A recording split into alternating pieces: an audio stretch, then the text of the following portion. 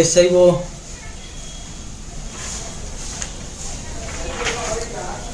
ಇಲ್ಕಲ್ ಘಟಕ ಕರೆದಿರ್ತಕ್ಕಂಥ ಈ ಒಂದು ಪತ್ರಿಕಾಗೋಷ್ಠಿಗೆ ಬಂದಂಥ ಎಲ್ಲ ದೃಶ್ಯ ಮತ್ತು ಪತ್ರಿಕಾ ಮಾಧ್ಯಮದ ವರದಿಗಾರರಿಗೆ ಮೊದಲನೇದಾಗಿ ಅವರಿಗೆ ಸ್ವಾಗತವನ್ನು ಬಯಸ್ತಾ ಇದ್ದೇನೆ.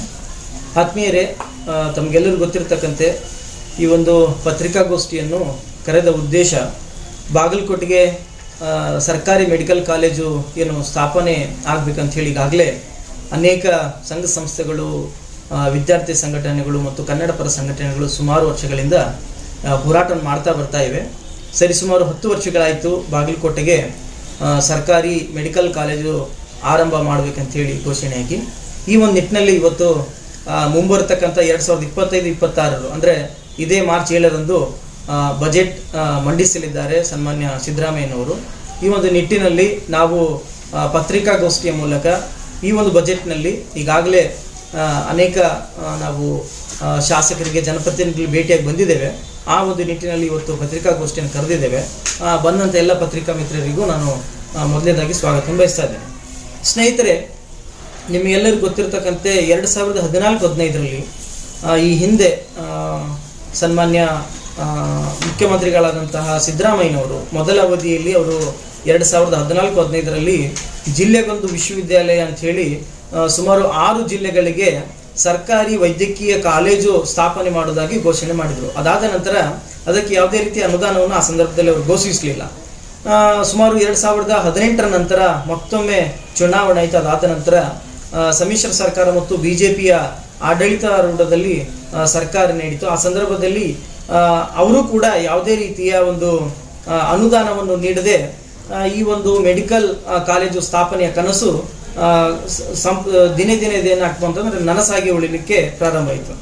ಇದೀಗ ಸನ್ಮಾನ್ಯ ಮುಖ್ಯಮಂತ್ರಿ ಸಿದ್ದರಾಮಯ್ಯನವರು ಕಳೆದ 2018ರ ಚುನಾವಣೆಯಲ್ಲಿ ಬಾದಾಮಿ ಕ್ಷೇತ್ರದಿಂದ ಅವರು ಸ್ಪರ್ಧಿಸುವ ಮೂಲಕ ಅವರ ಒಂದು ರಾಜಕೀಯ ಬದುಕಿಗೆ ಒಂದು ಹೊಸ ಪುನರ್ಜನ್ಮ ನೀಡಿದಂಥ ಒಂದು ಕ್ಷೇತ್ರ ಅದು ಬಾಗಲಕೋಟೆಯ ಒಂದು ಬಾದಾಮಿ ಕ್ಷೇತ್ರವಾಗಿದೆ. ಈ ನಿಟ್ಟಿನಲ್ಲಿ ಈ ಬಾರಿಯ ಬಜೆಟ್ನಲ್ಲಿ ಬಾಗಲಕೋಟೆಯ ಈ ಭಾಗದ ಜನರು ಬಹಳ ಪ್ರಮುಖವಾಗಿ ಬಾಗಲಕೋಟೆಯ ಮೆಡಿಕಲ್ ಕಾಲೇಜ್ ಈ ಬಾರಿ ಆದರೂ ಸ್ಥಾಪನೆ ಆಗುತ್ತೆ, ಅದಕ್ಕೆ ಬೇಕಾದಂಥ ಸೂಕ್ತ ಅನುದಾನವನ್ನು ಈ ಒಂದು ಬಜೆಟ್ನಲ್ಲಿ ನೀಡ್ತಾರೆ ಅಂತಕ್ಕಂಥ ಆಕಾಂಕ್ಷೆಗಳು, ಭರವಸೆಗಳು ಜನಸಾಮಾನ್ಯರಲ್ಲಿ ಮೂಡಿದೆ.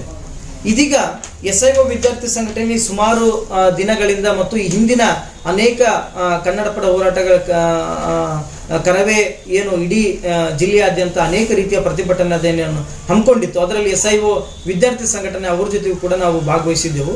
ಇತ್ತೀಚೆಗೆ ನಾವು ಹುನಗುಂದ ಮತಕ್ಷೇತ್ರದ ಶಾಸಕರಾದಂಥ ಸನ್ಮಾನ್ಯ ವಿಜಯಾನಂದ ಕಾಶಪ್ಪನವ್ರಿಗೂ ಕೂಡ ಈ ಬಾರಿಯ ಬಜೆಟ್ನಲ್ಲಿ ಮೆಡಿಕಲ್ ಕಾಲೇಜಿಗೆ ವಿಶೇಷವಾಗಿ ಅನುದಾನವನ್ನು ಒದಗಿಸಲಿಕ್ಕೆ ತಾವು ಪ್ರಯತ್ನ ಮಾಡಬೇಕಂತ ಹೇಳಿ ಕೂಡ ನಾವು ಮನವಿ ಪತ್ರವನ್ನು ಕೊಟ್ಟು ಬಂದಿದ್ದೇವೆ. ಅವರು ಕೂಡ ಸಕಾರಾತ್ಮಕವಾಗಿ ಸ್ಪಂದಿಸಿದ್ದಾರೆ.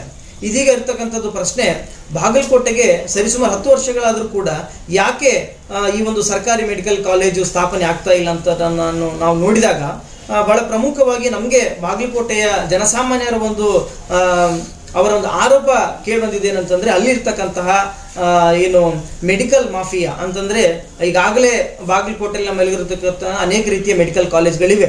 ಅದರ ಜೊತೆಗೆ ಅಲ್ಲಿರ್ತಕ್ಕಂಥ ಪಕ್ಷದ ಬೇರೆ ಪಕ್ಷದ ಒಂದು ರಾಜಕೀಯ ಹಿತಾಸಕ್ತಿಗಳು ಈ ಒಂದು ಮೆಡಿಕಲ್ ಕಾಲೇಜನ್ನು ಬರದೇ ಇರಲಿಕ್ಕೆ ಅನೇಕ ರೀತಿಯ ತಡೆಗೋಡೆಗಳಾಗಿ ಅವರು ನಿರ್ಮಾಣ ಆಗಿದ್ದಾರೆ. ಈ ನಿಟ್ಟಿನಲ್ಲಿ ಸಾರ್ವಜನಿಕ ಶಿಕ್ಷಣ ವ್ಯವಸ್ಥೆ ಬಗ್ಗೆ ಕಾಳಜಿ ಹೊಂದಿರತಕ್ಕಂಥ SIO ಬಹಳ ವಿಶೇಷವಾಗಿ ಮೆಡಿಕಲ್ ಕಾಲೇಜ್ ಅಂತಕ್ಕಂಥದ್ದು ಇವತ್ತಿನ ಕಾಲದಲ್ಲಿ ದುಬಾರಿ ಶಿಕ್ಷಣ ಅಂತ ಹೇಳಿ ಕರೆಸ್ಕೊಳ್ಳಲಾಗ್ತದೆ. ಅದು ಬಡ ಮತ್ತು ಅತ್ಯಂತ ಕೆಳವರ್ಗದ ಜನರಿಗೆ ಸರಿಯಾದಂಥ ಒಂದು ಶಿಕ್ಷಣ ಆದ್ರಿಂದ ಲಭ್ಯ ಆಗ್ತಾ ಇಲ್ಲ. ಈ ನಿಟ್ಟಿನಲ್ಲಿ ಸರ್ಕಾರಿ ಮೆಡಿಕಲ್ ಕಾಲೇಜು ಎಲ್ಲ ಜಿಲ್ಲೆಗಳಲ್ಲಿ ಆಗ್ಬೇಕಂತಕ್ಕಂಥದ್ದು ನಮ್ಮ SIO ವಿದ್ಯಾರ್ಥಿ ಸಂಘಟನೆ ಒಂದು ಆಗ್ರಹವಾಗಿದೆ. ಈ ನಿಟ್ಟಿನಲ್ಲಿ ಮುಂಬರ್ತಕ್ಕಂಥ ಬಜೆಟ್ನಲ್ಲಿ ಸರ್ಕಾರ ಬಹಳ ವಿಶೇಷವಾಗಿ ಬಾಗಲಕೋಟೆಗೆ ಏನು 2014-15ರಲ್ಲಿ ಮೆಡಿಕಲ್ ಕಾಲೇಜಿನ ಒಂದು ಘೋಷಣೆ ಮಾಡಲಾಗಿತ್ತು, ಈ ಬಾರಿ ಆದರೂ ಅದಕ್ಕೆ ಅವರು ಅನುದಾನವನ್ನು ನೀಡುವ ಮೂಲಕ ಈ ಜನರ ಬಹುದಿನದ ಆಕಾಂಕ್ಷೆಯನ್ನು ಈಡೇರಿಸಲಿಕ್ಕೆ ಅವರು ಬಹಳ ಪ್ರಾಮಾಣಿಕವಾದ ಪ್ರಯತ್ನ ಮಾಡಬೇಕು. ಮತ್ತು ಅದು ಈಗಾಗಲೇ ನಮ್ಮೆಲ್ಲರೂ ಕೂಡ ಚರ್ಚೆಯಲ್ಲಿದೆ, ಅದು ಸರ್ಕಾರಿ ಕಾಲೇಜೇ ಆಗಿರಬೇಕೆ ಹೊರತು PPE ಮಾಡೆಲ್ ಅಂತೇಳಿ ಏನು ಕರಿತಾ ಇದ್ದಾರೆ ಅಂತಂದ್ರೆ ಪಬ್ಲಿಕ್ ಪ್ರೈವೇಟ್ ಪಾರ್ಟ್ನರ್ಶಿಪ್ ಅಡಿಯಲ್ಲಿ ಸರ್ಕಾರಿ ಸಾರ್ವಜನಿಕ ಒಂದು ಸಹಭಾಗಿತ್ವದಲ್ಲಿ ಒಂದು ವೇಳೆ ಈ ಒಂದು ಸಂಸ್ಥೆಯನ್ನು ಅವ್ರು ಮಾಡ್ಲಿಕ್ಕೆ ಹೋದ್ರೆ ಅದರ ವಿರೋಧ ನಮ್ದು ಇರ್ತದೆ. ಅದು ಸಂಪೂರ್ಣವಾಗಿ ಸರ್ಕಾರದ ಒಂದು ಸಹಭಾಗಿತ್ವದಲ್ಲೇ ನಡಿಬೇಕಂತ ಹೇಳಿ ಈ ಸಂದರ್ಭದಲ್ಲಿ ನಾವು ಆಗ್ರಹವನ್ನು ಮಾಡ್ತಾ ಇದ್ದೀವಿ. ಧನ್ಯವಾದಗಳು. ಬಂದಂಥ ಎಲ್ಲ ಪತ್ರಕರ್ತರಿಗೆ ಧನ್ಯವಾದಗಳು.